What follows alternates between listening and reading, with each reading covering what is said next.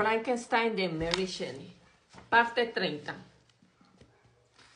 Claro, señor, libre para la gente honrada.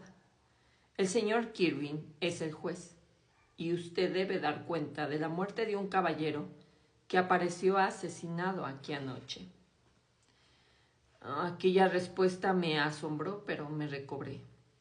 Yo era inocente y podía probarlo. Seguí a aquel hombre en silencio y me condujo a una de las mejores casas del pueblo. Poco podía imaginar sobre la calamidad que instantes después iba a caer sobre mí. Debo detenerme aquí. ¿Por qué? Porque preciso toda mi fortaleza para traer a mi memoria las horrorosas imágenes de los acontecimientos que voy a contarle a detalle. Capítulo 6. 4. El magistrado me observó con cierta severidad y luego, dirigiéndose a las personas que me habían llevado hasta ahí, preguntó quiénes habían sido testigos.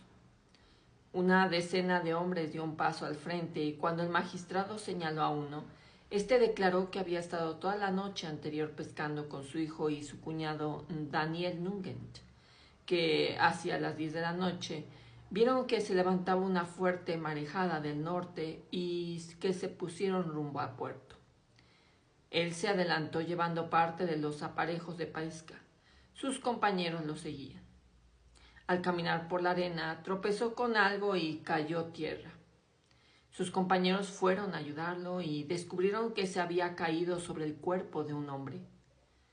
Pensaron que se trataba del cadáver de alguien que se había ahogado y que había sido arrojado a la orilla de las olas. Pero al examinarlo, descubrieron que las ropas no estaban mojadas y que el cuerpo ni siquiera estaba frío todavía. Lo llevaron a casa de una anciana que vivía cerca del lugar e intentaron reanimarlo. Parecía un joven apuesto, de unos 25 años de edad. Al parecer había sido estrangulado. Solo tenía una marca negra de unos dedos en el cuello. La primera parte de aquella declaración no me interesó, pero al mencionar la marca de los dedos, recordé el asesinato de mi hermano. Comencé a temblar y se me nubló la vista. El juez me observó y extrajo una impresión desfavorable de mi comportamiento.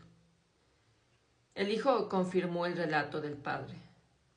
Cuando interrogaron a Daniel Nugent, este juró que antes de que se cayera su compañero, vio un barco con un hombre solo en él, a corta distancia de la orilla.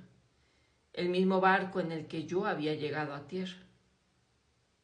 Dos mujeres confirmaron el relato.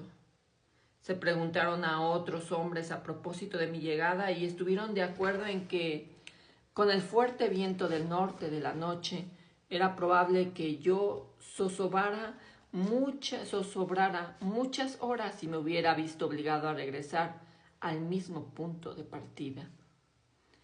Señalaron que parecía como si yo hubiera traído el cadáver de otro lugar, y era muy probable que pudiera haber entrado en el puerto sin saber la distancia que había desde el pueblo hasta el lugar donde había abandonado el cadáver. El señor Kirwin ordenó que me llevaran a la sala donde estaba el cadáver, para que pudiera observarse qué efecto me causaba su visión. El gran nerviosismo mostrado cuando se descubrió el asesinato fue la razón por la que se propuso semejante procedimiento. El magistrado y algunas personas me condujeron a la posada. No pude evitar sorprenderme ante las extrañas coincidencias que había tenido lugar durante esa azarosa noche. Pero sabiendo que a la hora en que se había hallado el cuerpo, estuve hablando con varias personas en la isla en la que estaba viviendo. Me encontraba tranquilo respecto a las consecuencias del caso. Entré en la sala donde yacía el cadáver y me condujeron hasta el ataúd. ¿Cómo describir lo que sentí? El juicio, la presencia del magistrado y los testigos pasaron como un sueño por mi mente cuando vi el cuerpo sin vida de Henry Clerval tendido ante mí. Arrojándome sobre el cuerpo, exclamé: «Mi querido Henry, También a ti te han arrebatado la vida mis criminales maquinaciones. Ya he matado a 2 personas. Otras víctimas esperan su turno. Pero tú, Clerval, mi amigo, mi buen amigo, mi cuerpo no pudo tolerar durante más tiempo el agónico sufrimiento y me sacaron de la sala. La fiebre vino después. 2 meses estuve al borde de la muerte. Mis delirios fueron espantosos. Me acusaba de ser el asesino de William, de Justine y de Clerval.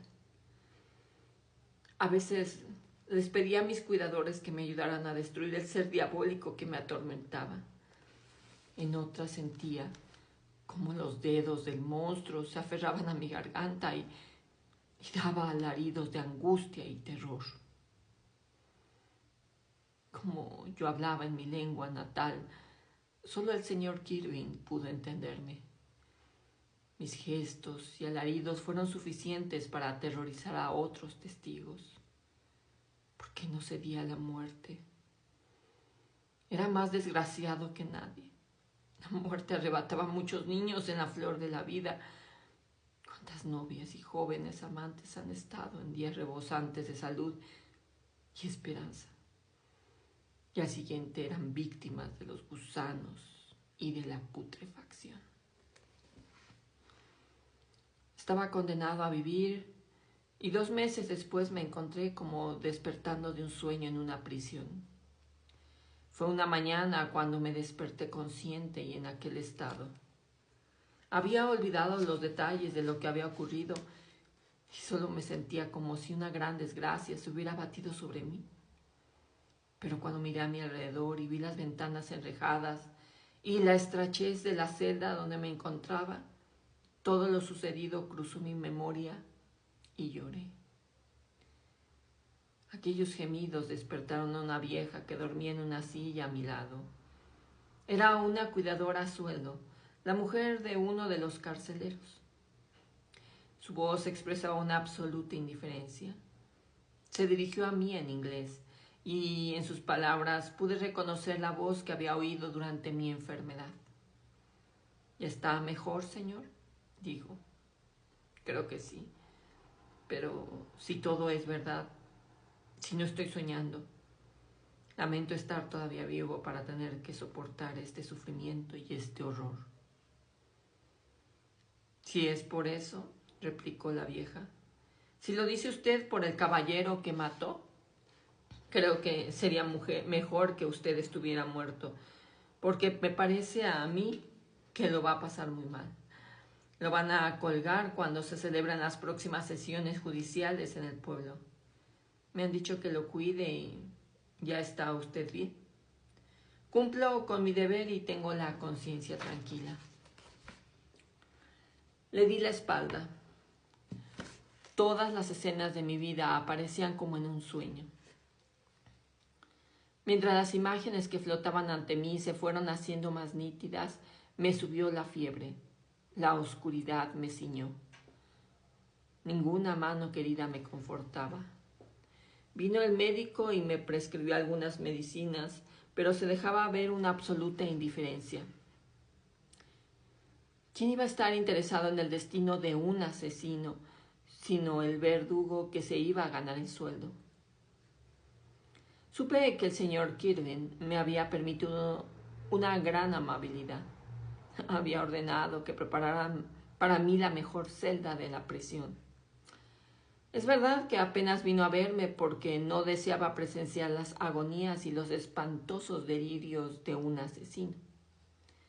Así pues, vine algunas veces para comprobar que no estaba desatendido.